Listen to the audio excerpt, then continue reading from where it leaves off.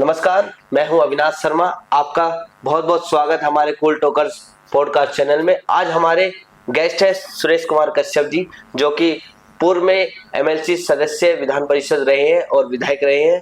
तो आपका सुरेश जी बहुत बहुत स्वागत है हमारे इस चैनल में। धन्यवाद। तो सुरेश जी, पहले सर्वप्रथम हम आपसे जानेंगे कि आप अपना थोड़ा सा एक परिचय दीजिए। मेरा नाम सुरेश कुमार कश्यप है। मैं सदस्य विधान परिषद उत्तर प्रदेश रह चुका हूं जी।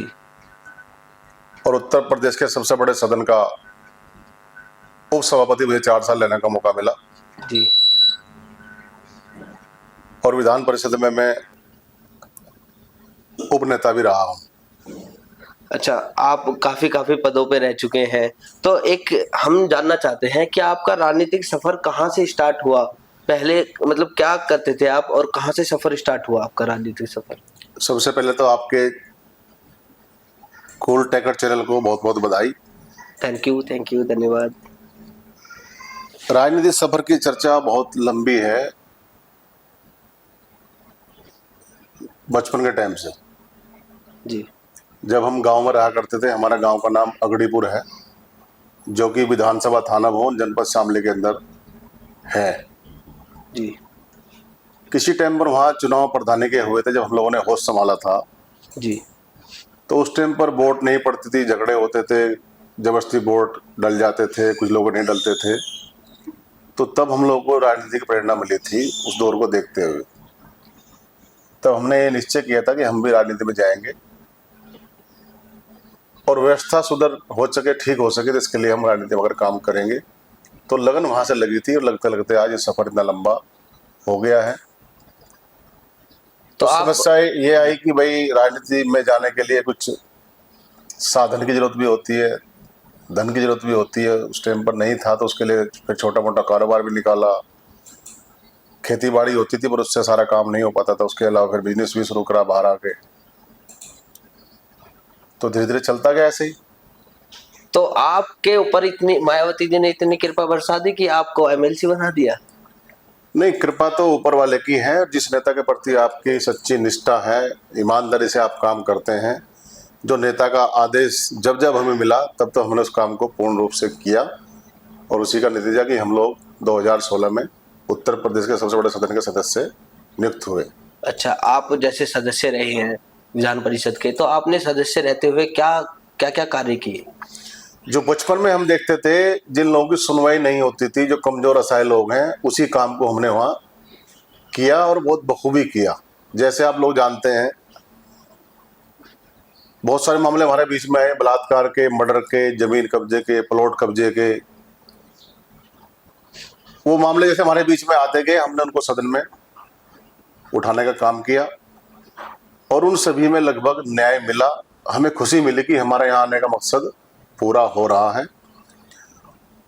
और लगभग जहाँ तक मेरी जानकारी में, मेरे याद फिलहाल आ रहा है, करीब करीब मैंने 1 दर्जन से ज़्यादा केस ऐसे वहाँ पर रखे हैं, जो कि रिकॉर्ड में भी हैं। तो उस समय हमें लगा कि हाँ, हमने अच्छा काम यहाँ कर किया और लोगों को सुकून मिला और न्याय भी मिला। तो क्या कभी ऐसा हुआ कि आप न्याय मांगते रहे और किसी ने आपका बीच में साथ छोड़ दिया हो। नहीं, ऐसा नहीं हुआ। हमारा सदन में जब बोलता है आदमी, सदस्य रिकॉर्ड होता है बाकायदा, और सरकार भी संज्ञान लेती है, सिस्टम भी साथ देता है, तो कार्रवाई होती है। ये तो है नहीं कोई झूठा मुकदमा हम वहाँ लेकर चले गए या कोई हम असत्य बातें हमने वहाँ कही हैं। जो सत्य था वही रखा, उसकी जांच हुई, कार्रवाई भी सब पे लगभग हुई है। तो जैसे हम चर्चा सुनते हैं, बहन जी है जो मायावती जी है, वो कुछ आदान प्रदान करके टिकट देती है या फिर कुछ करती है, नॉमिनेट करती है। कुछ आपके साथ भी ऐसा हुआ। नहीं, हमारे सामने ऐसा कोई मामला नहीं आया है, हमारे साथ ऐसा कुछ नहीं हुआ है, इसलिए हम इस पर टिप्पणी ना करें तो ठीक है। हमारे साथ तो ऐसा कभी वहाँ नहीं हुआ है जब तक भी हम वहाँ रहे हैं। अच्छा, तो मतलब आपको मायावती जी ने एमएलसी बनाया, सब कुछ करा, आपको पार्टी में महामंत्री तक बनाया प्रदेश का। फिर क्या गणित लगा जो आपने पार्टी छोड़ दी। पार्टी छोड़ने का कारण ये रहा कि कुछ पार्टी की वजह से भी कुछ गलतियां हुई हैं। नेता ने भी थोड़ा सा साथ जनता का छोड़ा, सिस्टम थोड़ा वीआईपी वहाँ हो गया था और लगातार ग्राफ गिर रहा था। हम लोगों ने बहुत मेहनत करी, जब तक वहाँ रहे, बहुत प्रयास करे, पर जब तक मॉनिटर पूरा काम ना करे तो नीचे वाले भी उसमें क्या करेंगे। उसके बाद सदन में हम लोग हमेशा रहे, जब तक रहे वहाँ, तो सरकार के काम भी होते थे, हम लोग करवाते भी थे उपसभापति होने के नाते। सरकार के लोगों से बात हुई जब सरकार आदरणीय योगी जी की आई 2017 में, तो चर्चा हुई, भाई आप यहाँ कब तक रह सकते हो एमएलसी, आगे तो उनके विधायक भी नहीं है, अगर आपका मन हो तो हमारे साथ आ जाइए, आप अच्छे इंसान हैं। हमने सोचा, विचार किया। तो आपके ये सब विचार विमर्श किससे हो रहे थे? कौन सा ऐसा नेता था उत्तर प्रदेश में जिससे आप टच में रहते थे हमेशा? उस टाइम पे हमारे सदन के नेता थे डॉक्टर दिनेश शर्मा जी। अच्छा। और वो उत्तर प्रदेश के उप मुख्यमंत्री भी थे जी। अच्छे इंसान हैं, बहुत अच्छा बोलते हैं, हर बात को समझते हैं। सदन में हमारे सहयोगी रहे हैं, हमारे नेता भी रहे हैं, तो उनसे हमारी बातचीत होती थी जी। उस टाइम पे फिर कोरोना काल आ गया तो उस समय थोड़ा डिले हो गया। फिर बातचीत शुरू हुई तो मामला ज्वाइनिंग कमेटी में गया। उसके अध्यक्ष थे डॉक्टर लक्ष्मीकांत वाजपेयी जी, जो उत्तर प्रदेश इकाई के पहले प्रदेश अध्यक्ष भी रह चुके हैं, आज वो सांसद हैं। बातचीत बढ़ी, समय बदला, परिवर्तन हुआ और हम जनवरी 2022 में भाजपा में ज्वाइन कर लिए। तो आप भाजपा की रणनीति से सहमत होकर आए, या उनके जो धर्म के प्रति वो काम करती है उनको देखकर आए, या किस बात को लेकर आप जो पार्टी में ज्वाइन करी, या फिर दिनेश शर्मा जी का प्रेशर इतना हो गया कि आपने पार्टी ज्वाइन कर? नहीं, प्रेशर नहीं था, उनका मत था, उनका मन था। नहीं, उनका तो मन था आपको लेने का। भाई देखो, छोटी सी बात है कि हर कोई चाहता है कि हमारे इस दल का भी नेता हमारे दल में आ जाए। मतलब हम आपकी राय पूछना चाह रहे हैं कि आपकी क्या राय थी कि भाई पार्टी इसे छोड़ के हम उसमें चले जाए? जब से सरकार आई है उत्तर प्रदेश में, योगी जी की नेतृत्व में चल रही है, जब से प्रदेश में बहुत सारे काम ऐसे हुए जो हम सबको अच्छे लगे। कानून व्यवस्था सबसे अच्छी हुई, विस्तार से बताएंगे तो पूरा दिन लग जाएगा, पर सबसे अच्छी बात ये लगी कि जिस देश में, प्रदेश में जी, जनता को अमन चैन का माहौल मिलता है तो वहाँ जनता खुशी खुशी अपने बिजनेस को करती है, अपने कारोबार को करती है। बच्चे बच्चियाँ स्कूल जाते हैं, खुशी के साथ पढ़ते हैं, लिखते हैं, कोई प्रेशर नहीं है। वो सब चीज़ें योगी सरकार में मिली हैं, इसलिए हम प्रभावित भी हुए हैं। और हमारे बहुत सारे साथी, सीनियर साथी भी दूसरे दलों से आकर भाजपा ज्वाइन किए हैं, क्योंकि योगी राज, उत्तम राज उत्तर प्रदेश में चल रहा है। तो मुझे तो ऐसी खबर भी है कि आपको भाजपा से बताया गया कि भाई आपको हम आओगे, आप ज्वाइन करोगे तो हम आपको एमएलसी बना देंगे। तो अब तक आप, ऐसा क्यों है कि आपको एमएलसी नहीं बनाया? क्या है पार्टी का? नहीं, ऐसा है, पर ऐसा नहीं कि वो ऐसा काम नहीं होगा, हो सकता है, समय है, परिवर्तन समयशील होता है, होता रहता है काम। लेट सवेर कुछ ना कुछ अच्छा ही होगा, आपको जल्दी खबर मिलेगी, हाँ अच्छा हो रहा है जी। तो वो तो हमारा पार्टी का नेतृत्व तो बताएगा कि कब कब क्या होना है। बाकी जो पार्टी का आदेश होता है बीच बीच में, जहाँ भी पार्टी भेजती है, चुनाव में भेजे या कहीं भी भेजे, हम उस काम को बखूबी खूब ईमानदारी के साथ करते हैं और करते रहेंगे। तो अभी आप जैसे कि कैराना से तैयारी कर रहे थे लोकसभा की, तो आपने भी बायोडाटा वगैरह भेजा होगा पार्टी को, आपने भी टिकट की दावेदारी अच्छी करी है, मैंने आपके देखा सोशल मीडिया के माध्यम से जी। तो मैं एक चीज पूछ रहा हूँ कि आपके ऊपर विचार पार्टी ने क्यों किया? नहीं, ऐसा नहीं कि विचार पार्टी हमारे ऊपर ही करेगी। टिकट मांगने वालों की लाइन तो भाजपा में इतनी लंबी है कि गिनते गिनते भी कई घंटे लग जाएंगे। एक सीट पे कम से कम भी 25-30 लोग बायोडाटा दे रहे थे, टिकट मांग रहे थे जी। और टिकट मांगना लोकतंत्र में सबका अधिकार है। जी जी, सबको टिकट मांगने का अधिकार है, मांगना चाहिए। जी जी बिल्कुल। और हमने भी प्रयास किया, भाई हमें टिकट दे तो अच्छा रहेगा। पार्टी ने नहीं दिया, पता नहीं क्या अच्छा होने वाला है, पर मांगना तो चाहिए। जब तक मांगोगे नहीं तो फिर क्या मिलेगा आपको? जब तक आप, बच्चा रोएगा नहीं, दूध कौन पिला रहा है? बिल्कुल सही बात है, रोगे नहीं तो दूध कौन पिला रहा है। तो पार्टी ने अभी आश्वासन दे रखा है कि आगे कुछ बनाएंगे, या फिर अभी मतलब कुछ और विचार तो नहीं है आपका? मतलब या पार्टी में ही रहोगे? नहीं नहीं, और कोई विचार नहीं है। पार्टी के हम साथ हैं, पार्टी के साथ रहेंगे, जो पार्टी का आदेश है उसको मानेंगे और मान भी रहे हैं, काम लगातार कर रहे हैं। अभी चुनाव हुए हैं आपके सामने जी। नहीं, हम जानना चाह रहे हैं कि आप बिजनेस से, मतलब बिजनेस क्या है आपका? बिजनेस तो हमारा वही है, सिविल कॉन्ट्रैक्टर का हमारा काम है जी। लगभग एनसीआर गाजियाबाद में हमारा जो काम है वो 1998 से लगातार चालू है जी, चलता रहता है। उसके लिए तो परिवार के लोग हैं, सब संभालते हैं, बाकी हम भी उनका साथ बटाते हैं। अच्छा अच्छा अच्छा। तो ये वही वाला काम है जो मैंने एक किसी से कहानी सुनी है कि आप गांव से 150 रुपए लेकर आए थे और बिजनेस स्टार्ट करा रहे आप, आप मुझे थोड़ा सा विस्तार से समझाइए, बताइए। इसमें क्या था कि सबसे पहले हमारे बड़े भाई साहब आए थे दिल्ली में, अच्छा, वो सिविल इंजीनियर हैं, क्या नाम है उनका? लोकेश कुमार कश्यप है। अच्छा अच्छा। वो 1986 में दिल्ली आए थे। अच्छा फिर धीरे धीरे करते करते उनके पीछे पीछे हम आए, फिर हमारे दूसरे ताऊ के, चाचा के, मामा के काफी लोग यहाँ आ गए, और हम लोगों ने बड़ी मेहनत से, बड़ी ईमानदारी से यहाँ काम शुरू किया। और आज स्थिति ये है कि आपके पास आज लगभग 1,000 आदमी काम कर रहा है, सब लोग खुशी के साथ रह रहे हैं। तो उस दौरान कभी डाउनफॉल आया, कभी ऐसा हो गया कि आपने काम स्टार्ट तो कर लिया और पैसे की, आपके पास पैसे थे नहीं और फिर फंस गए, कुछ ये ऐसा तो हुआ? बिजनेस में चलता रहता है, कोई बड़ी बात नहीं है। नहीं। डाउनफॉल जब हो जाता है, जब जब काम बंद हो जाता है, जैसे एक बार दिल्ली में 2 बार 3 बार हुआ, जी। पॉल्यूशन की वजह से काम बंद हुआ, 6 महीने, 7 महीने, 8 महीने एनजीटी ने काम पे रोक लगा दी गई, तो उसमें दिक्कतें आई। फिर कोरोना काल आ गया, 2 साल उसमें बर्बाद हो गया। तो ये तो सब पार्ट है बिजनेस का, कभी हाई तो कभी डाउन, तो चलता रहता है। तो अच्छा अच्छा। तो पर जो 1000 लोग आपके पास काम करते हैं, तो उन लोगों का क्या हुआ, क्या आपने उन्हें छोड़ दिया? नहीं नहीं, सब आ गए। जो लोग हमारे पास कोरोना काल में रहे, जी। कुछ चले गए जिनको समझा नहीं रुक पाए। जो लोग यहाँ मौजूद रहे, करीब करीब हमारे पास टाइम पे ज़्यादा लेबर थी, श्रमिक लोग ज़्यादा थे। उसमें से हमारे पास उस टाइम पे जब कोरोना काल शुरू हुआ, तो फिर भी हमारे पास 600 लोग लगभग रुके हुए थे। उनकी रहने की व्यवस्था, पानी की व्यवस्था, बिजली की व्यवस्था, मेडिकल की व्यवस्था, उनके राशन की व्यवस्था सब हमने करी। अच्छा। और जो हमारे वैसे वर्कर हैं, जैसे इंजीनियर्स हैं, आर्किटेक्ट हैं, स्टोर कीपर हैं, मैनेजर हैं, उन सबको भी हम लोगों ने कहीं जाने नहीं दिया। अगर कोई घर भी चला गया बाई चांस, तो उसको भी हमने पे किया है, क्योंकि वो हमारे साथ जुड़े हुए लोग हैं, बिल्कुल सही हमारे बात साथ है। जो लंबे समय आपके से काम कर रहे जो हैं, आपके आज भी साथ। कर रहे हैं। और जी यही कारण है कि वो दोबारा फिर आ गए, जी। उनको हमने बटन नहीं दिया। नहीं, जो आपसे जुड़े हुए हैं, जो अगर किसी के प्रति आप अच्छा काम करेंगे तो वो तो आपसे जुड़े अगर रहेंगे। आप अपने श्रमिक का ध्यान रखोगे, अपने साथ काम करने वाला ध्यान रखें, तो वो भी आपका ध्यान रखेगा, वो आपको छोड़कर नहीं जाएगा। उसको पता है कि डाउनफॉल आया है, वो भी आपके साथ एडजस्ट करेगा। पर वो गया नहीं, सब आप लोग वापस आ गए। अच्छा, सब लोग आपके पास जी वापस आ गए। तो फिलहाल अभी आपका यही काम चल रहा है? हाँ, फिलहाल ये काम है। अच्छा।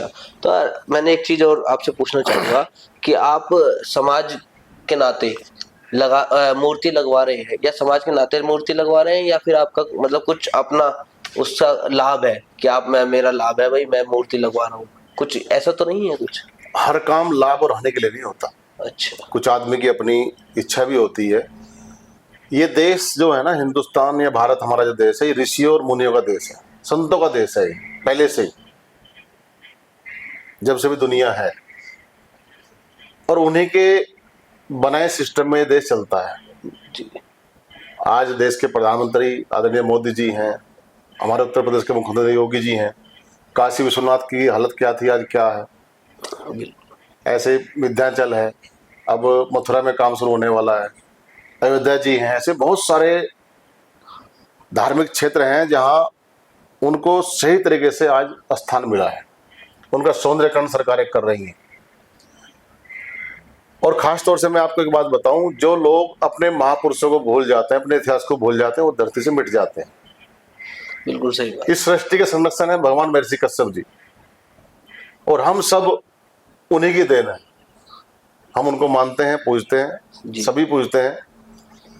तो हमने भी ये एक प्रण लिया कि हम भी कुछ ना कुछ इस देश में, दुनिया में आए हैं तो कुछ अच्छा करके जाएंगे, लोग याद करें सदियों तक। जी।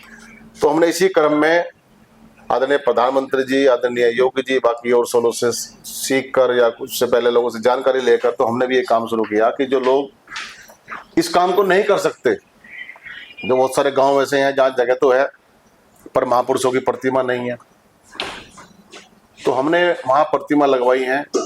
और इसलिए लगवाई है कि ताकि लोग बाग वहाँ शाम को बैठकर, सुबह बैठकर थोड़ा बहुत भजन पूजन करें, उनका मन अच्छा हो, उनका मन शांत रहे, और छोटी मोटी जो बुराई करते हैं उसको त्यागें। क्योंकि सब लोग जानते हैं कि जब आदमी किसी मंदिर में जाता है, गुरुद्वारे में जाता है, धार्मिक स्थल पे जाता है, तो उसका मन ऑटोमेटिक बदलता है कि हाँ, मैं आज के बाद कोई बुरा काम नहीं करूंगा। बिल्कुल सही। एक चमत्कार सा वहां जाकर होता है, आदमी को अच्छी शांति मिलती है, उसका मन बदलता है। तो हमने प्रयास किया कि लोग अपने ही गांव में या अपने ही क्षेत्र में वहां पूजा पाठ करें, ज्यादा इधर उधर ना जाएं, 500 किलोमीटर, 1000 किलोमीटर ना जाएं, और वहीं पर बैठ कर अपना महापुरुषों के मान सम्मान को आगे बढ़ाएं, उनसे सीख लेकर आगे बढ़ें।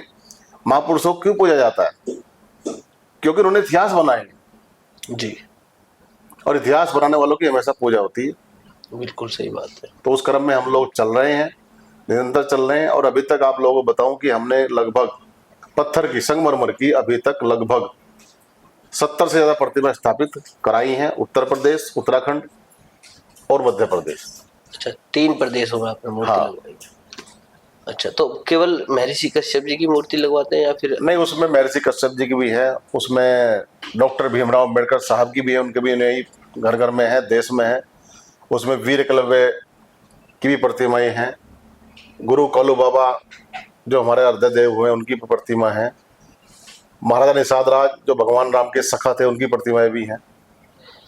जी, तो मुझे थोड़ा सा एक गुरु कालू बाबा के बारे में थोड़ा सा बताएंगे आप विस्तार से, कि मतलब? गुरु कालू बाबा का जन्म जो हुआ था होशियारपुर में हुआ था, पंजाब में। जी, और उन्होंने समाज को जगाने का काम किया, अपना घर बार छोड़ के साधु बने, संत बने और एक जन जागरण किया कि लोग अपने कारोबार को बढ़ाएं, अपने बच्चों को पढ़ाएं, बुराई को छोड़े, अच्छाई पर चलें, भगवान का नाम लें।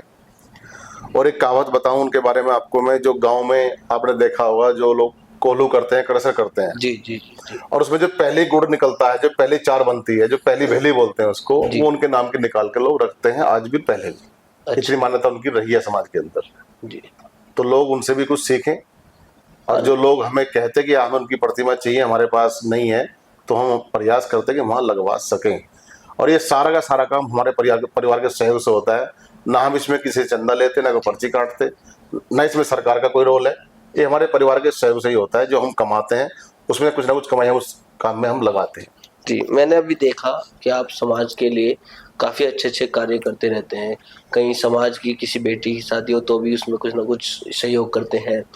कहीं समाज के लिए कुछ भी काम हो, धर्मशाला का हो, कुछ भी हो, तो ये सब चीजें क्या उद्देश्य रहता है आपको, कि मतलब हाँ यहाँ दे दे, कुछ राजनीतिक वो तो नहीं है, फायदे के लिए करते हो? ये सब हम नहीं करते हैं, ये वो करवाता है कौन करवाता है? जो हमें देता है। अच्छा। जो ईश्वर है, जो शक्ति है देश के अंदर, दुनिया के अंदर, वो हमें देती है, तो हम उसको लगाते हैं। सबको पता है कि हम लोग मुट्ठी बांध कर आए थे, जी, बिल्कुल और हम लोग हाथ फैला खोल के जाएंगे ऐसे। बिल्कुल।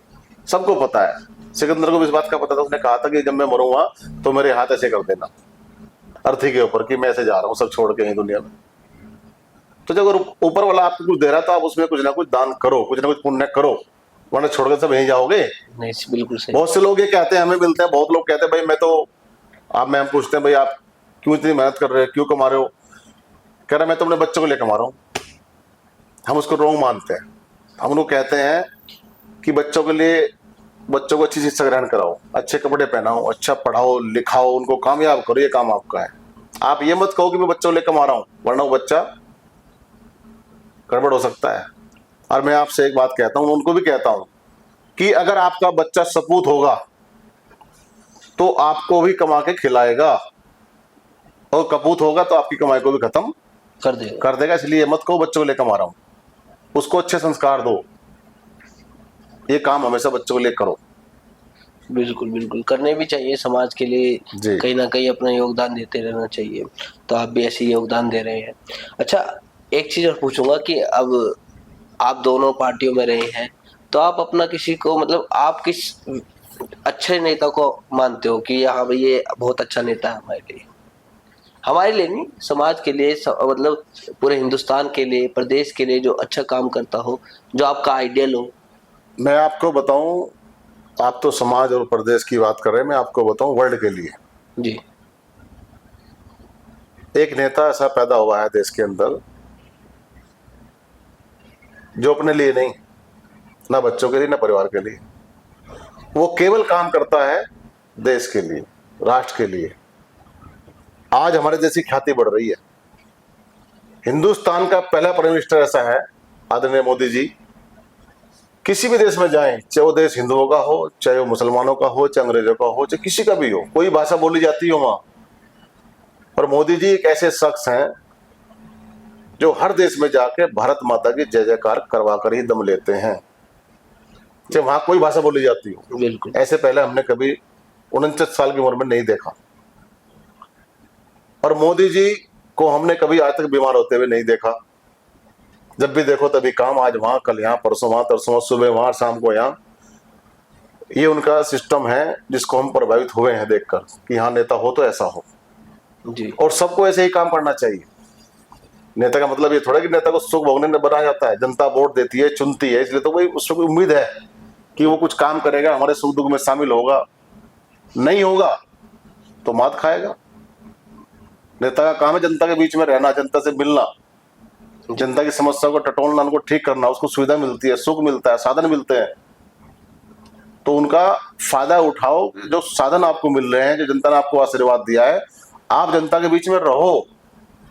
अगर मेरे पास कोई आदमी काम करता है, मेरे ऑफिस में काम करता है, उसकी तनख्वाह 15,000 है, 20,000 है, तो 12 घंटे काम करता है, उसको 10 लोग बोलते हैं हाँ भाई ये भी कर दो, वो भी कर दो, वो भी तो इंसान है। बिल्कुल। और एक नेता जो चुना हुआ होता है, सांसद हो चाहे विधायक हो, और मैं तो आपसे एक बात और कहता हूं, अगर कोई सांसद कोई विधायक अपने क्षेत्र में 1 महीने में से 10 दिन लगा दो, चुनाव नहीं हार सकता।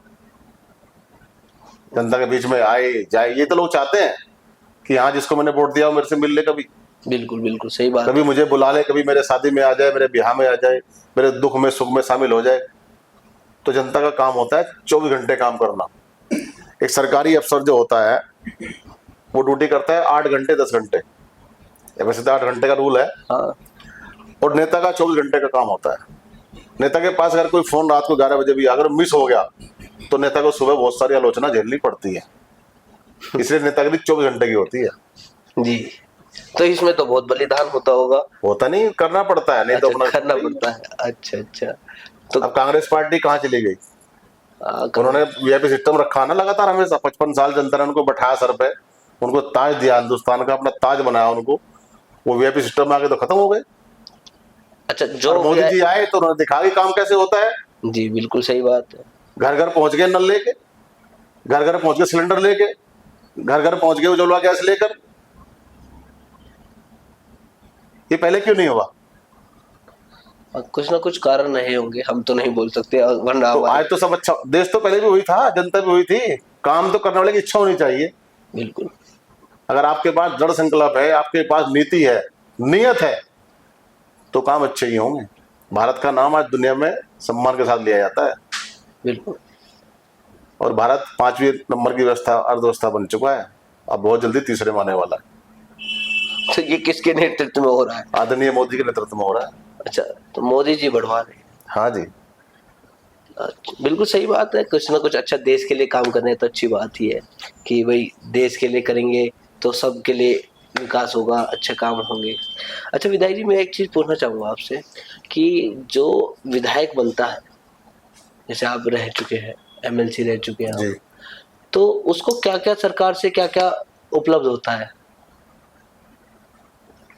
सरकार से उसको मिलती है सम्मान निधि, विकास निधि, जो क्षेत्र में काम होता है वो मिलता है। कितनी होती है सम्मान निधि? सबको, हर प्रांत की अलग अलग है। नहीं, अगर हम मैं उत्तर प्रदेश की बात करें। करूं तो आज की डेट में 5 करोड़ रुपए है पर साल, पर साल 5 करोड़। हाँ, जो विकास के लिए मिलती है क्षेत्र में। अच्छा अच्छा, जो ये विधायक होते हैं जो चुने जाते हैं वोट से, ये अपने क्षेत्र में ही वो निधि लगा सकते हैं या कहीं भी लगा सकते हैं? नहीं, जो होता है विधान परिषद सदस्य जी, जो नॉमिनेट होते हैं वो भी कई तरह के होते हैं। अच्छा। एक होते हैं क्षेत्रीय, जी। वो बनते हैं उत्तर प्रदेश में 36। अच्छा, 36। जिसमें वोट डलता है विधायक का, प्रधान का, बीडीसी का, सांसद का, उनके वोटर से बनते हैं 36 उत्तर प्रदेश में। उनका क्षेत्र होता है, किसी में 2 जिले हैं, किसी में 3 जिले हैं, किसी में मंडल है, वो इस तरह से बनते हैं। जी। एक होते हैं नॉमिनेट, जिनको राज्यपाल नॉमिनेट करता है, वो 10 होते हैं। और एक वो होते हैं जिनको पार्टी के द्वारा बनाया जाता है, जिस पार्टी के जितने विधायक उतने एमएलसी बन जाते हैं, नॉमिनेट किए जाते उनका पूरा प्रदेश होता है। हैं। अच्छा। राज्यपाल के द्वारा नॉमिनेट होता है, उनका पूरा प्रदेश होता है। कुछ होते हैं स्नातक, कुछ शिक्षक वाले होते हैं, उनका भी क्षेत्र होता है। तो इस तरह से होते हैं, निधि सबकी बराबर होती है। नहीं तो क्या एमएलसी अलग अलग जगह पे लगा सकते हैं अपनी निधि, या फिर विधायक भी अपनी निधि को अलग अलग? विधायक जो होता है उसको बोलते हैं सदस्य विधानसभा। हाँ, विधानसभा जो वो केवल अपनी विधानसभा में ही काम करा सकता है। अच्छा। क्योंकि हर विधानसभा का विधायक ऑलरेडी है, होता है। जी, तो अच्छा, मतलब ये जो विधायक होते हैं विधानसभा के, ये अपने क्षेत्र में विकास निधि लगाते हैं। हाँ जी। और जो विधान परिषद के सदस्य हैं उनके भी अगर क्षेत्र है तो अपने क्षेत्र में लगाएंगे। हाँ। अगर जो नॉमिनेट है वो कहीं भी लगा सकते पूरे हैं, तो पूरे प्रदेश प्रदेश में लगा सकते हैं। अच्छा, जैसे मान के चलो कि आप बने शुरू में, विधायक बने आप, तो आपको क्या क्या लाभ मिले कि भाई आवास मिला, पैसे, कितनी तनख्वाह मिलती है? उत्तर प्रदेश में आवास लखनऊ के अंदर मिलता है, जी और बाकी गेस्ट हाउस में आप पूरे प्रदेश में कहीं रुक सकते हो। उसके लिए आपको पहले वहाँ लेटर डालना पड़ता है। जी। तनख्वाह जैसे आपको पता ही है, सबको पता है, कहीं भी चेक कर लो, 25,000 तनख्वाह होती है। अच्छा। कुछ भत्ता मिलता है, मिला जुला के हो ही जाता है 1 के जी आसपास। जी जी। कुछ डीजल का मिलता है, गाड़ी का कुछ यात्रा भत्ता मिलता है। तो ये सुविधाएं हैं। और अगर आप अपने पूरे क्षेत्र में काम करो तो ये सुविधाएं कुछ भी नहीं है, इतना खर्चा होता है। इतना खर्चा होता है। आप ये लगा लो कि साल में हजारों शादी में जाना पड़ता है, जन्मदिन में जाना पड़ता है। वही नेतागिरी, नहीं जाओगे तो कौन पूछेगा। बिल्कुल सही बात है, नहीं जाओगे तो। और आपको एक सच बता दूं आपके चैनल पे, जी जब कोई विधायक, कोई सांसद किसी के यहाँ जाता है शादी में या जन्मदिन में या शादी की सालगिरह में या किसी धार्मिक कार्यक्रम में, जी और वहां कुछ वो अनुदान देता है अपने लिफाफे में डाल के, जी। तो जैसे ही वो जाता है सबसे पहले लिफाफा खुलता है कि विधायक जी देकर क्या देकर क्या गए। तो ये लोगों की मनसा बनी हुई है। हाँ जी हाँ अब जी। बेचारा वो भी कहाँ तक करेगा, जा तो रहा, जो जा रहा है उसका धन्यवाद करना चाहिए। नहीं, बिल्कुल सही बात है। तो आप अपने मतलब अपने माध्यम से बताना चाह रहे हो कि सच्चाई है। बिल्कुल सही बात बहुत से है। लोग कहते हैं भाई विधायक के पास तो मौज आ रही है, हो रहा। ऐसा नहीं है। आप अगर क्षेत्र में रहोगे तो खर्चा भी बहुत होता है, बहुत खर्चा होता है। अच्छा, तो मतलब जो सरकार पैसे देती है तेल के वगैरह वगैरह वगैरह, जैसे जो भी एक्स्ट्रा खर्चे हैं जो आपको नीति देती है, उसमें एड ऑन होती है जो, तो उसमें से कुछ मतलब खर्चा नहीं चल पाता? देखो खर्चा तो चल जाता है अगर आदमी ज्यादा ना घूमे, अच्छा। कम काम कर ले।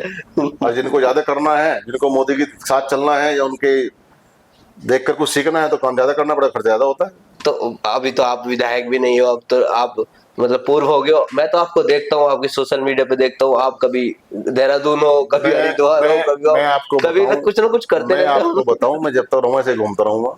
मैं तो ये धन कहाँ से आ रहा है? मैं बिजनेस भी करता हूँ। मेरा बिजनेस नंबर 1 का ऑलरेडी। अच्छा।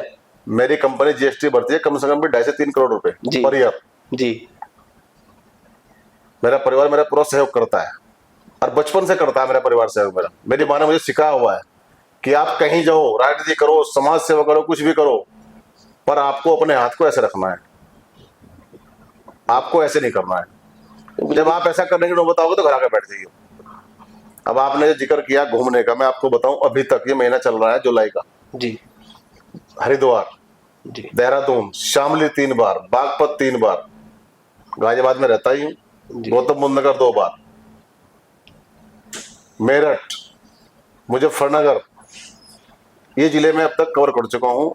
आज 20 तारीख है और अभी 10 दिन बचे हुए हैं, 11 दिन। तो अभी आगे और प्लान है घूमने का? हाँ पूरा प्लान है, कल फिर मतलब ये महीने वाइज घूमते हो? कल का प्लान हमारा मुजफ्फरनगर का है, सहारनपुर का है, रात्रि विश्राम हरिद्वार है, अच्छा। परसों देहरादून है, फिर वापसी में सहारनपुर है, फिर मुजफ्फरनगर है। ये क्रम चलता रहता है। तो ये आप किसके लिए कर रहे हैं कि इधर जा रहे हैं? जनता बुलाती है। कहीं आपका इसमें लालच तो नहीं है? इसमें लालच किस बात का होगा, इसमें तो खर्चा होता है। अच्छा, खर्चा होता है। भाई किसी के यहाँ कोई कल भंडारा है, उसने हमें इनवाइट किया तो वो जाना पड़ेगा ना। हाँ, नहीं जाएंगे तो हमें कौन पूछ रहा। बिल्कुल सही बात। किसी के यहाँ भंडारा है, किसी के यहाँ पूजा है, किसी के यहाँ शादी है, किसी के यहाँ जन्मदिन है, नेता को लोग इसलिए तो बुलाते हैं, हमारा सम्मान बढ़ेगा। हाँ बिल्कुल सही बात है। अगर हमारे घर पे कोई आ रहा है जी, हमारा कोई जानने वाला भी है जी, बिल्कुल तो जाओगे तो अच्छा रहेगा। जाना भी चाहिए। नहीं जाओगे तो घर बैठ जाओ, कौन पूछ रहा। अगर आप 2 बार नहीं गए, 3 बार नहीं गए, फिर आपको अगली बार कार्ड दे कौन रहा। सही बात है। नहीं, एक माध्यम होता है लोगों से जुड़ने का, लोगों की अच्छे विचार सुनने का। कहीं यही तो राजनीति है। तो विधायक जी, मतलब इतना खर्चा कर रहे हो, या आप पार्टी को दिखा रहे हो कि मैं इतना वर्क मतलब काम करता हूँ, वर्क करता हूँ, बहुत अच्छा काम कर रहा हूँ समाज के लिए, वैसे भी काम करता रहता हूँ, एक्टिव रहता हूँ, पर फिर पार्टी कहीं ना कहीं दरकिनार सा तो नहीं कर रही है? नहीं नहीं, ऐसा कुछ नहीं। पार्टी सब समझती है, सब जानती है जी।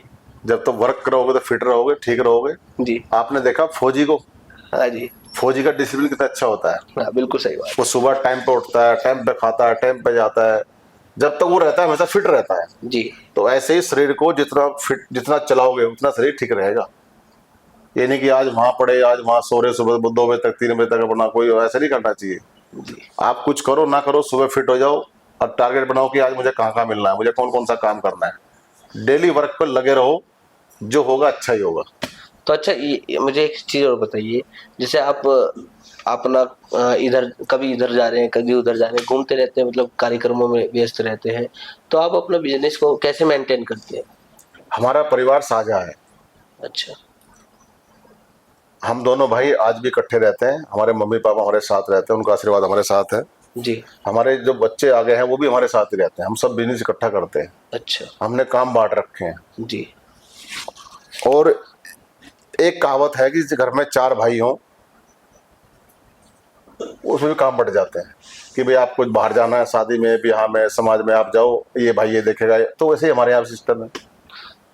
अच्छा, तो मतलब भाई की सपोर्ट आपके साथ हद हमेशा से रही है। ज्यादा, इतनी किसी को नहीं मिली आज तक होगी। तो जब ही राजनीति कर पा रहे हैं आप। और जो भी आपके सामने है, मतलब भाई की सपोर्टर तो कोई ना कोई जीवन में होता ही है। अच्छा अच्छा, मतलब भाई ऐसे मजबूत वाले भाई है आपके हैं? हाँ, नहीं, इसमें सही है, होना भी चाहिए इसमें कोई भाई, दो राय नहीं है। भाइयों का सपोर्ट होना भी चाहिए और भाइयों के लिए करना भी चाहिए। और कुछ अनकही सी कहानी सुनना चाहेंगे कि कोई नेता है, हम नाम नहीं लेंगे क्योंकि भाई चैनल पे बैठे हैं, आपका विवाद रहा है उनसे, कुछ ऐसा तो नहीं है? मेरा आज तक राजनीति में कोई विवाद किसी से नहीं हुआ है। अच्छा। मैं अपना काम करता हूँ, जब मेरा काम होता है, मुझे जहाँ जाना है, क्या करना है, कहाँ जाना है, किससे बात करनी है, मेरा काम अपना रहता है। कौन क्या कर रहा है वो करता रहे, उससे मेरा कोई कभी आज तक मतलब नहीं रहा है, न मैं इन चक्करों में पड़ता, अच्छा, मैंने न मेरे पास इतना समय है। बिल्कुल सही बात। मैंने एक चीज और विधायक जी, मैंने एक चीज और सुनी है कि लोगों के माध्यम से सुना है कि जिसके ऊपर एफआईआर नहीं वो नेता नहीं। ऐसा इसमें कुछ आप बताओगे कुछ, क्या ये सच्चाई है, क्या है मतलब? मेरे ऊपर आज तक कोई एफआईआर नहीं है अभी तक।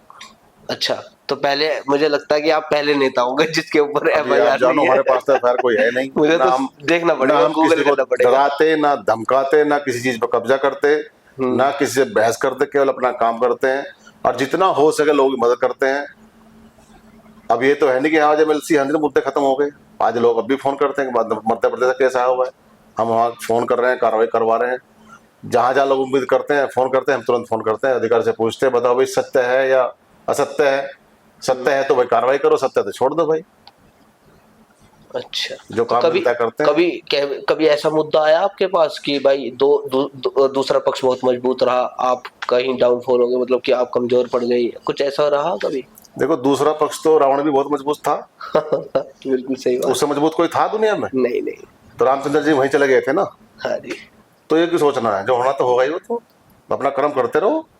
तो मतलब कभी आपकी आज तक लड़ाई नहीं हुई किसी से ना, बचपन में, कभी कहीं? नहीं, ऐसी कोई लड़ाई, हमारी कोई लड़ाई नहीं है। अच्छा, कभी लड़ाई नहीं हुई भैया? आप मतलब, मुझे लगता है कि अगर उत्तर आपको प्रदेश में। लगता है कि आपके सामने कोई लड़ाई कर रहा है, कोई टारगेट है, तो रास्ता छोड़ दो ना। अच्छा। उसमें उलझ क्यों रहे हो?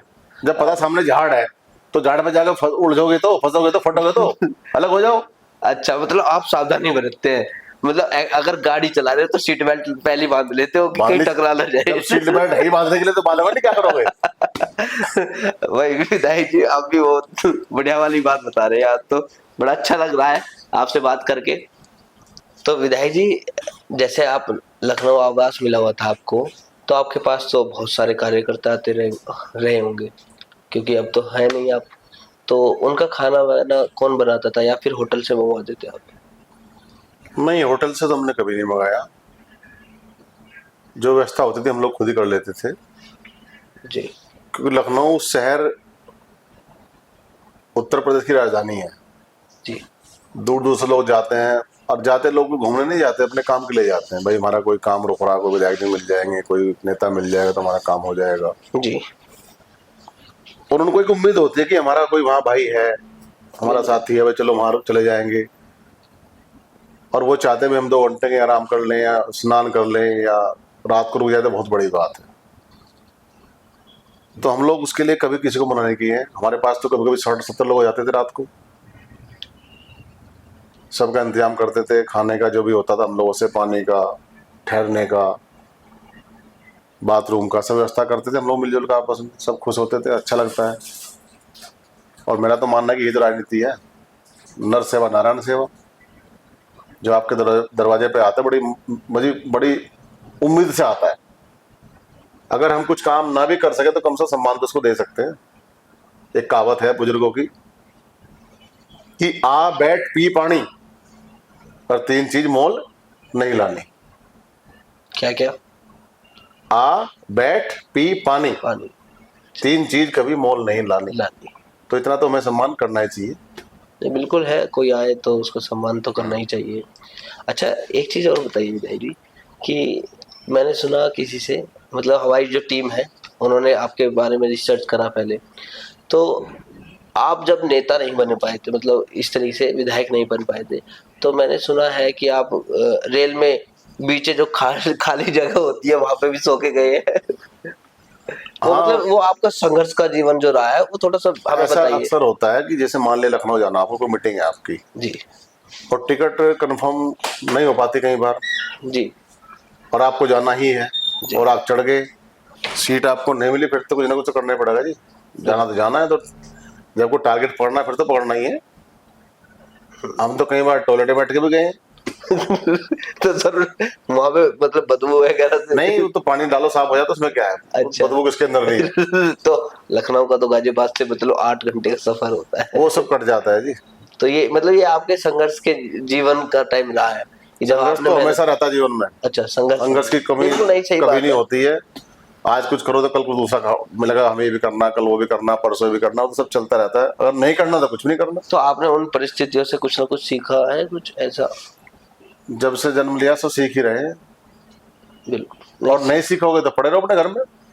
तो आप मतलब अपने अपने माध्यम से, हमारे यूट्यूब चैनल के माध्यम से, हमारे पॉडकास्ट के माध्यम से एक चीज और बताना, अपने समाज के लिए बताना चाहेंगे कि मैंने जो देखा है कि आपका समाज जो अशिक्षित ज्यादा है अभी भी, इतना मतलब सरकारें बदली हैं, अच्छे काम हो रहे हैं, फिर भी कहीं ना कहीं थोड़ा सा रहा है। तो उसका क्या कारण रहा है? क्या उन्हें आप मतलब अपनी बात रखना चाहेंगे उनके साथ? उसका कारण अक्सर ये रहा कि हमारे लोगों की आर्थिक स्थिति ठीक नहीं है। परिवर्तन चल रहा है, बदलाव हुआ है, आज बच्चे पढ़ लिख भी रहे हैं, पर पहले स्थिति ऐसी नहीं थी, पर आज सुधार की तरफ चल रहा है।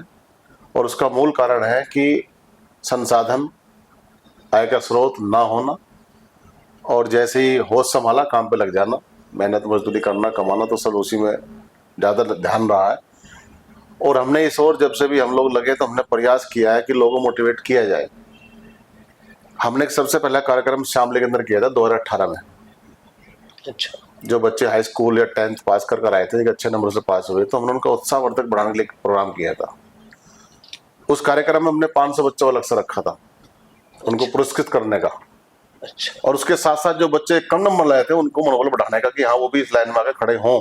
बिल्कुल सही तो बात। उस कार्यक्रम में लगभग 800 बच्चे आए थे, उनके पेरेंट्स भी आए थे। हमने वहां पर सब इंतजाम उनका किया था, नहीं, ये समाज के लिए करने और उनको खुशी मिली कि हाँ कोई हमें यहाँ खड़ा कर रहा है। हमने ऐसे कार्यक्रम बड़ौत में किया, मेरठ में किया। तो मोटिवेट करने का काम हम कभी ना कुछ करते रहते हैं, और हो सकता है कि हम सितंबर में एक कार्यक्रम शामली में फिर दोबारा करने की प्लानिंग कर रहे हैं, और जैसे ही होगा तो आपको तुरंत बताएंगे। अच्छा। और आज भी मैं आपको बताऊं, जब से हम गाजियाबाद हैं, पहले हम गांव में थे तो वहां भी हमारे घर पे कई लोग पढ़ते थे।